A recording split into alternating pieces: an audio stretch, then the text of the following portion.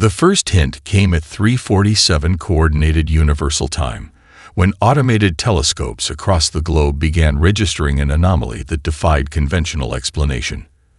A massive shadow began to eclipse the stars, growing larger with each passing minute.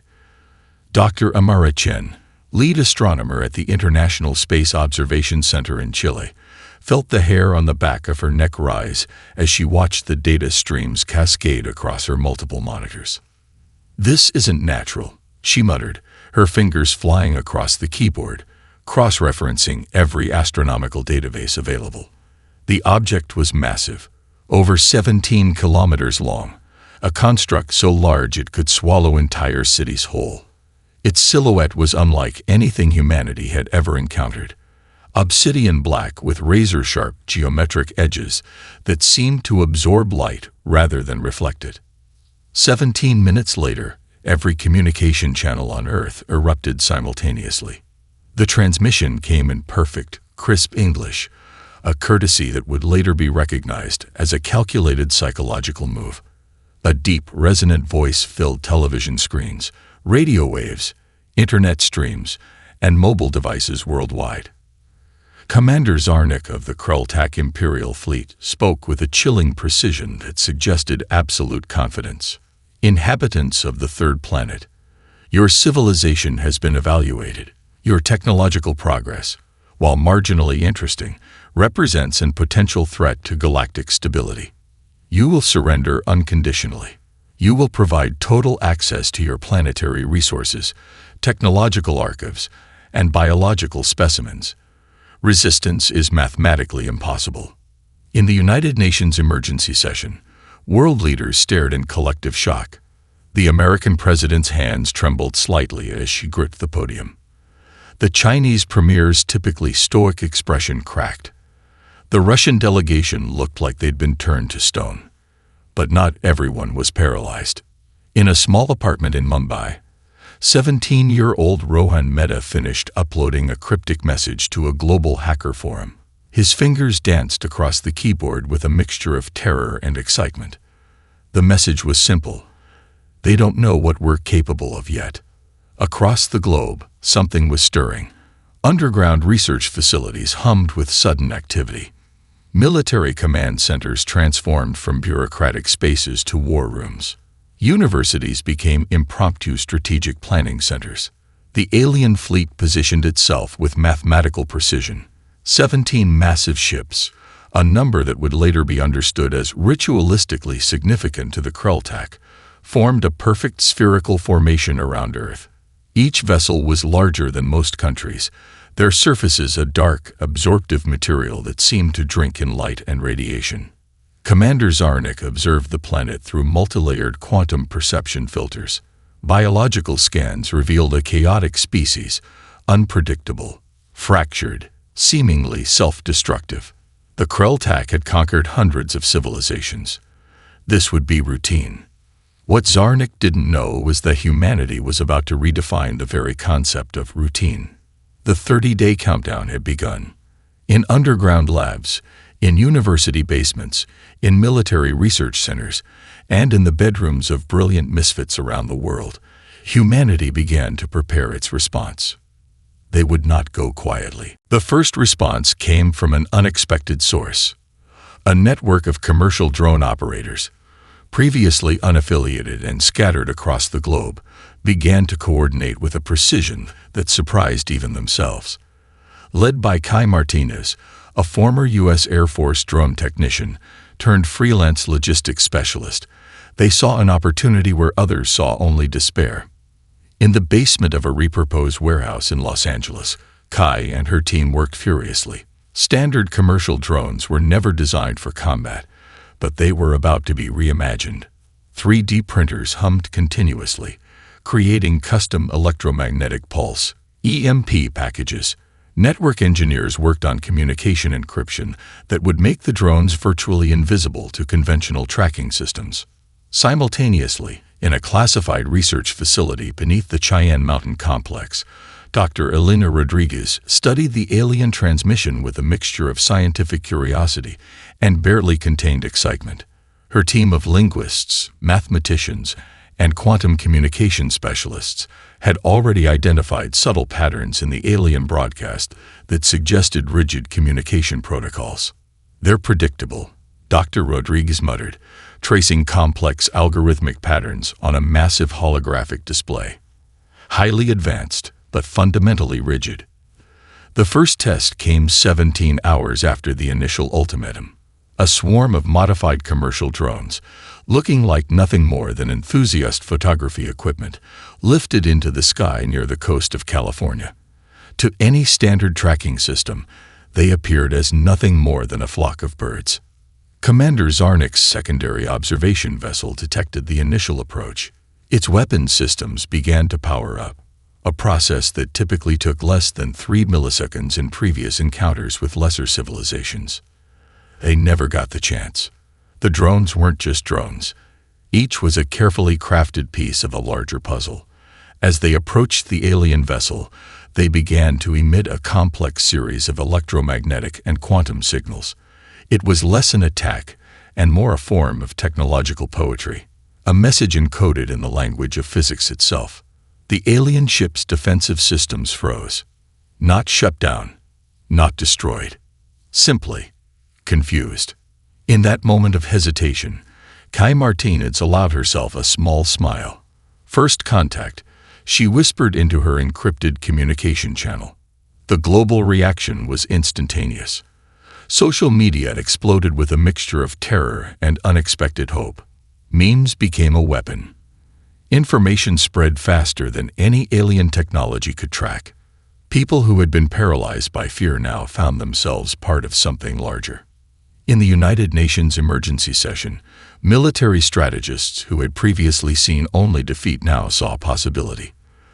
The Chinese delegation proposed a comprehensive global defense network. The Indian tech sector began mobilizing its vast human resources. European researchers started dissecting every piece of intercepted alien communication. Rohan Mehta, the young hacker from Mumbai, had become an unexpected nexus of resistance. His initial cryptic message had spawned a global network of hackers, researchers, and citizen scientists. They shared information, developed countermeasures, and began to understand the alien technology in ways no traditional military could. Commander Zarnik reviewed the initial encounter reports with growing confusion. The human response defied every known tactical model. Their technology was primitive, yet their approach was something the Krelltak had never encountered before. Unpredictability. The 30-day ultimatum was no longer a countdown to surrender. It had become a countdown to something else entirely. A reckoning. Dr. Elena Rodriguez's laboratory was no longer just a research facility. It had become the nerve center of humanity's technological resistance, a place where the boundaries between science, warfare, and pure creativity blurred into something entirely new. The breakthrough came on the 6th day after first contact, in the most unexpected way possible. Maria Chen, a quantum computing specialist from Beijing, had been analyzing the alien communication patterns for days without sleep. Her team had been running millions of simultaneous quantum simulations, each one probing the alien communication network like 1,000 digital lockpicks. "Got you," Maria whispered, her fingers freezing over the keyboard. The alien communication network wasn't just a system of information transfer. It was a living, breathing technological organism with its own form of intelligence. But it had a fatal flaw, a fundamental rigidity that came from millions of years of unchallenged technological supremacy. Across the globe, research teams began to receive encrypted fragments. What had seemed like random noise began to resolve into something extraordinary. Universities, tech companies, military research facilities, and independent researchers formed an unprecedented global network. They were no longer competing. They were collaborating. In a converted aircraft hangar in the Nevada desert, a team of AI specialists, led by Dr. James Okoro, made their own discovery. The alien technology, for all its advanced appearance, operated on a shockingly linear decision-making process. It was powerful, but predictable.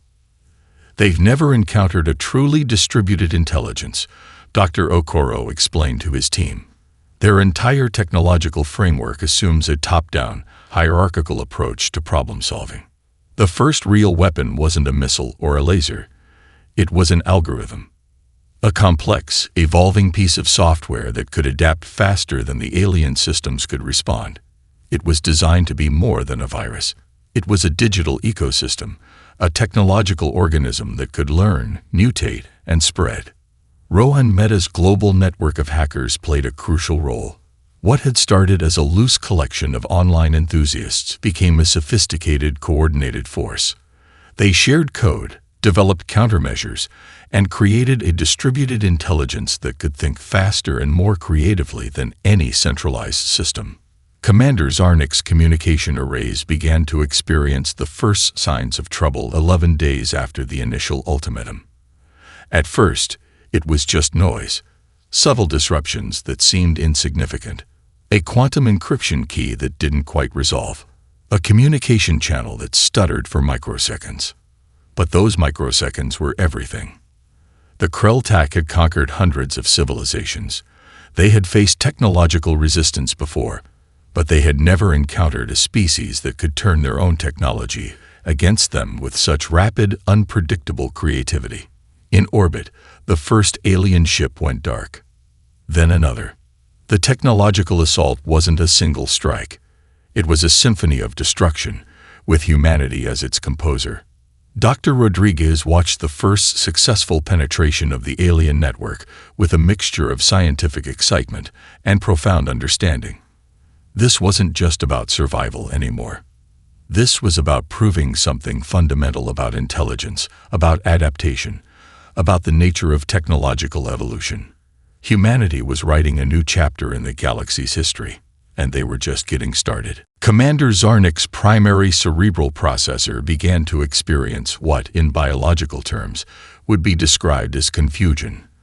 The human response defied every known pattern of resistance the Krell-Tak had encountered in centuries of galactic conquest.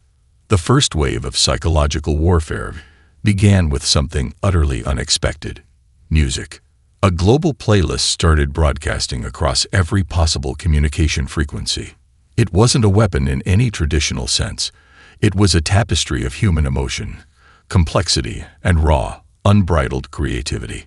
Classical symphonies mixed with hip-hop, traditional folk music blended with electronic beats, languages from every corner of the globe intertwined in a cacophony of human expression. Dr. Elena Rodriguez had theorized that human cultural complexity could be a form of cognitive disruption. Now, they were about to prove it. Each musical transmission was more than just sound. Embedded within the frequencies were complex algorithmic patterns, neural network probes designed to exploit the rigid thought processes of the Krell-Tak communication systems. The music wasn't just heard. It was a form of technological warfare. In the underground resistance network, Rohan Mehta and his team of global hackers took the psychological warfare to another level. They began flooding alien communication channels with something the Krell-Tak had never encountered: internet memes.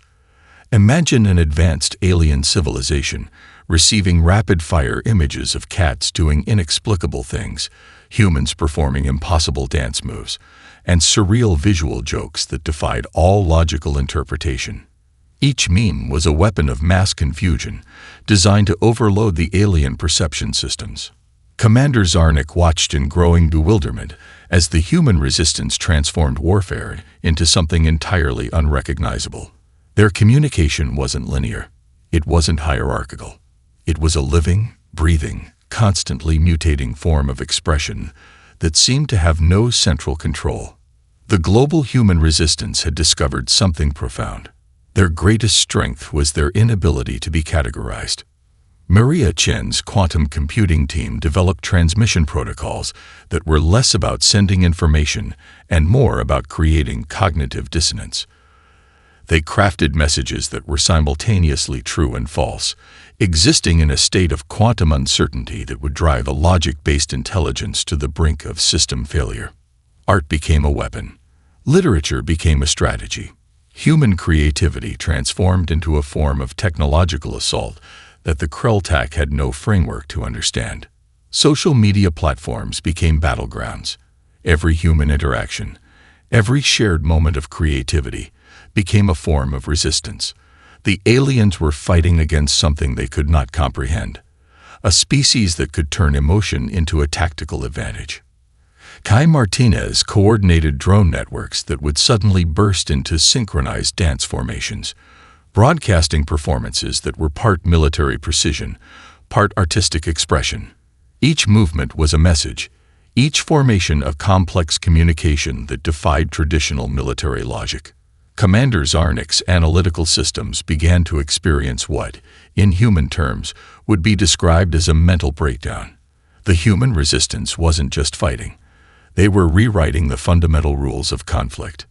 In the classified research facilities, Dr. Rodriguez allowed herself a small smile. "They're learning," she whispered, watching the alien communication networks begin to fragment and collapse. Humanity had discovered its ultimate weapon, the ability to be beautifully, terrifyingly unpredictable. And they were just getting started. The quantum breakthrough came at exactly 3:47 Universal Time, precisely 17 days after first contact, the same time the alien fleet had first appeared. Dr. Elena Rodriguez stood in the center of a laboratory that no longer resembled any conventional research facility. Screens covered every wall, holographic projections danced between workstations, and a sense of electric anticipation filled the air. Her team had been working in shifts that defied human endurance, fueled by caffeine, determination, and the knowledge that everything depended on their success. "We've cracked it," Maria Chen announced, her voice a mixture of exhaustion and pure, unbridled excitement. The breakthrough was quantum entanglement communication, but not as any scientist had previously imagined.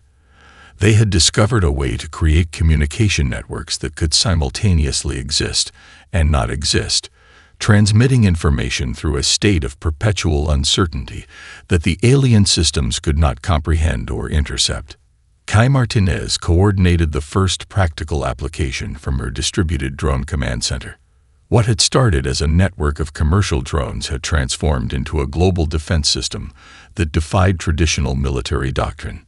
Each drone was now a node in a living, breathing communication network, part technological system, part organic intelligence. In orbit, the first alien ships began to experience systemic failures that defied logical explanation. Commander Zarnik watched in growing horror as human technological resistance transformed from random interference to calculated destruction. The Krelltak had conquered hundreds of civilizations. They had faced technological resistance before, but they had never encountered a species that could turn uncertainty itself into a weapon. The global resistance had become something more than a military response. It was a planetary immune system, responding to the alien threat with a complexity that was fundamentally incomprehensible to the invaders. Rohan Mehta's global network of hackers had evolved into something far beyond its original concept. They were no longer just sharing information. They were a distributed intelligence, a human neural network that could think, adapt, and respond faster than any centralized system. The first major space battle was less a traditional conflict and more a symphonic display of human creativity. Drones moved in patterns that seemed to defy physics. Communication networks flickered in and out of existence. Entire alien weapon systems would suddenly become inoperable, their complex technological frameworks collapsing under the weight of human-designed quantum uncertainty. Dr. James Okoro's AI research team had created something revolutionary. An adaptive intelligence that could learn and mutate faster than any known technological system. It wasn't just a computer program. It was a digital organism that could think, adapt, and evolve in real time. "They've never encountered a truly distributed intelligence," Dr. Okoro had explained earlier. "Their entire technological framework assumes a top-down, hierarchical approach to problem-solving." Now, that assumption was being systematically dismantled.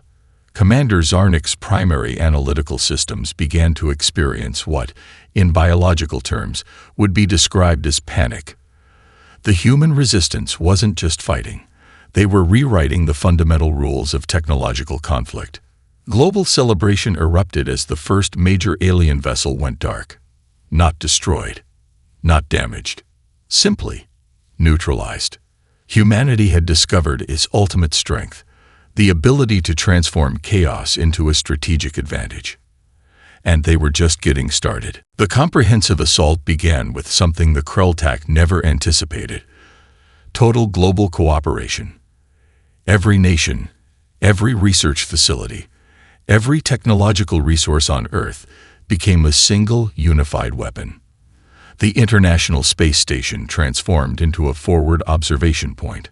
Lunar research bases became strategic command centers. Even the most remote research stations in Antarctica were now critical nodes in humanity's defense network. Dr. Elena Rodriguez stood at the center of a global command hub that defied traditional military structures. It wasn't a single location, but a distributed network of intelligence that could reorganize itself faster than any conventional command system could track.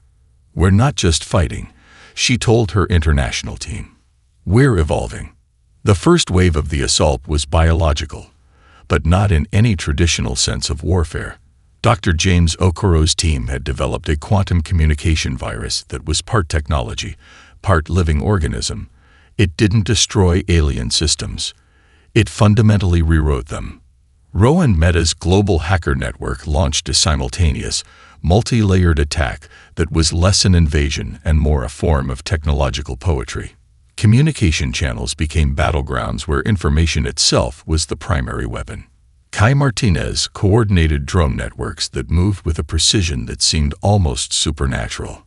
Each drone was now more than a piece of technology. It was a node in a living, breathing intelligence network that could think, adapt, and respond faster than any centralized system. Commander Zarnik's communication arrays began to experience total systemic collapse. The attack wasn't linear. It wasn't predictable. It was a constantly mutating form of resistance that defied every known tactical model in the Krelltak database. Alien colonies began to experience internal disruptions. Communication networks fragmented. Technological systems that had been stable for millennia suddenly became unreliable. The Krelltak discovered something terrifying. Humanity could turn uncertainty itself into a weapon. Maria Chen's quantum computing team had developed transmission protocols that existed in a state of perpetual quantum uncertainty. Messages were simultaneously sent and not sent, existing in a state that would drive a logic-based intelligence to complete system failure. The Mars and lunar human colonies became unexpected forward operating bases. What had once been considered humanity's most isolated outposts were now critical strategic points in a war that redefined the concept of conflict. Each alien communication channel became a battleground. Art became a weapon. Literature became a strategy. Human creativity transformed into a form of technological assault that the Krelltak had no framework to understand. Social media platforms turned into sophisticated communication networks. Every shared human interaction became a form of resistance. The aliens were fighting against something they could not comprehend, a species that could turn emotion into a tactical advantage. Commander Zarnik's analytical systems began to fragment. The human resistance wasn't just fighting. They were rewriting the fundamental rules of technological conflict. In the classified research facilities, Dr. Rodriguez watched the alien communication networks begin to collapse. The Krelltak had conquered hundreds of civilizations. They had faced technological resistance before, but they had never encountered a species that could transform chaos into a strategic advantage. Humanity had discovered its ultimate weapon, the ability to be beautifully, terrifyingly unpredictable. And they were hunting. The final battle was nothing like any conflict in galactic history. Commander Zarnik's flagship hung in orbit, its once impenetrable systems now a patchwork of failing technologies. The Krelltak command structure watched in growing terror as humanity transformed warfare into something beyond comprehension. Dr. Elena Rodriguez stood in the Global Command Center, a network of holographic displays showing the multi-dimensional assault. "This isn't just about winning," she told her team. "This is about proving something fundamental about intelligence." The attack came from everywhere, and nowhere simultaneously. Kai Martinez's drone networks moved with a precision that defied traditional military doctrine. Each drone was now more than a piece of technology. It was a living node in a global intelligence network.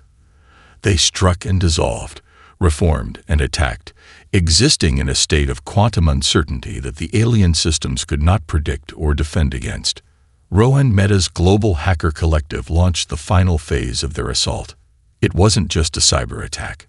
It was a complete deconstruction of the alien technological framework. Communication channels became battlegrounds where information itself was the primary weapon. Dr. James Okoro's AI systems had evolved beyond any previous understanding of artificial intelligence. They were now a living, breathing digital ecosystem that could think, adapt, and respond faster than any centralized system could comprehend. The Mars and lunar colonies, once considered humanity's most isolated outposts, became critical strategic points. Research facilities transformed into forward operating bases that struck with surgical precision. Maria Chen's quantum communication teams had developed transmission protocols that existed in a state of perpetual uncertainty. Messages were simultaneously sent and not sent, existing in a way that would drive a logic-based intelligence to complete system failure.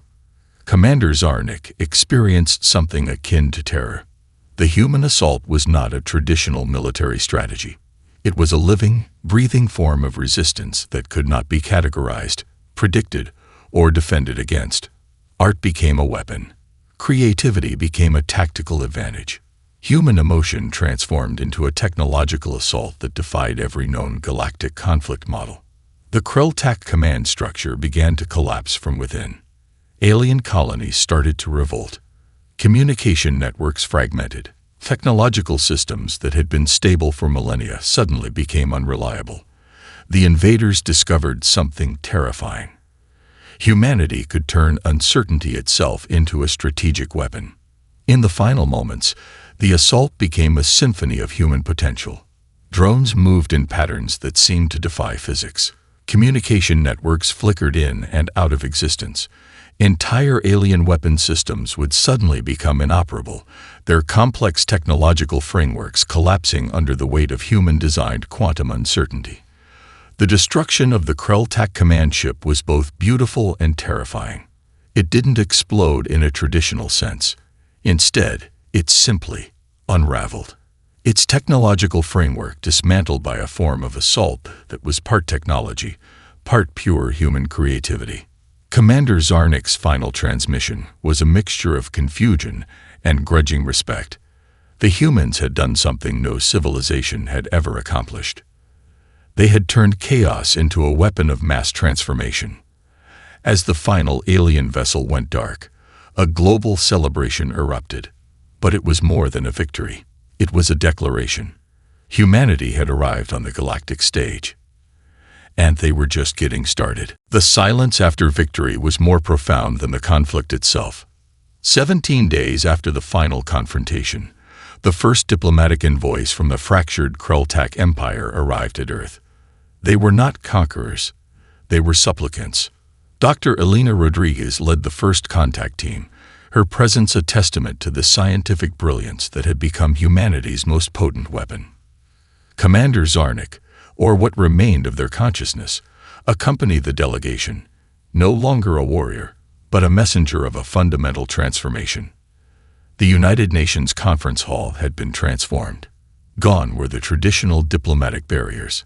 Instead, a circular arrangement allowed for a more fluid exchange of ideas. Holographic displays showed real-time translations, quantum communication networks ensuring absolute clarity. "We fundamentally misunderstood you," Zarnik began, their translated voice carrying the weight of genuine humility. "Technological advancement is not about power. It's about adaptation." Rohan Mehta, now a key advisor to global technological strategy, sat nearby. The young hacker who had started a global resistance movement now represented humanity's most innovative minds. His journey from a small apartment in Mumbai to the center of galactic diplomacy was a story that would be told for generations. The technological exchanges began almost immediately. Humanity's approach to knowledge was radically different from any civilization the Krelltak had encountered. Where the alien empire saw technology as a tool of control, humans saw it as a form of creative expression.